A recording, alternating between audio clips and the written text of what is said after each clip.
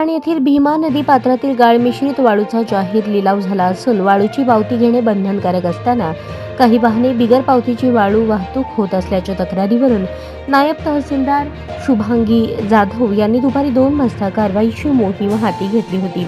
शहरातील जुना टोलनाका सोलापूर रोडवर हे पथक कारवाईसाठी आले असता तिथे जिल्हा वाहतूक नियंत्रण शाखेचे पोलीस पथक एका विना नंबर प्लेट असलेल्या टिप्परला थांबवून कारवाई करत असताना सदरच्या वाहनाचा चालक वाकड्या तिकड्या अवस्थेत वाहन चालवताना पोलिसांना मिळून आला।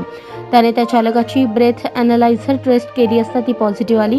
त्यामध्ये अंमलाचे प्रमाण हे 67.01 मिलीग्रॅम दिसून आले। नायब तहसीलदार शुभांगी जाधव यांनी टिप्परमध्ये काय आहे ते पाहिले असता त्यांच्या निदर्शनास वाळू असल्याचे दिसून आले। चालकाला याबाबत नाव विचारल्यावर श्रीकांत पवार राहणार वाढेगाव असे सांगितले।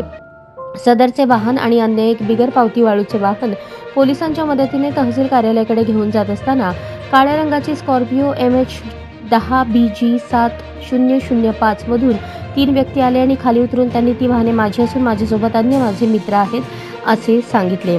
त्यातील व्यक्ती टिप्परमध्ये बसून टिप्पर चालू करून जबरदस्तीने ताब्यातून घेऊन पळून गेला आणि शासकीय कामात अडथळा आणला असल्याने मंडलाधिकारी धनंजय इंगोले यांनी दिलेल्या फिर्यादीत म्हटले आहे। अधिक तपास पोलीस करत आहेत। दरम्यान भर दुपारी टिप्पर चालकाने पळवून नेल्याने याबाबत उलटसुलट चर्चेला उधाण आले आहे। एका चालकाचे नाव न छापण्याच्या अटीवर नवीन टिप्पर खरेदी केला होता। शासकीय पावती न करता केवळ एंट्री घेऊन टिप्पर सोडल्याने माझ्यावर कारवाई झाली असल्याचे त्याने प्रसार माध्यमांशी बोलताना सांगितले।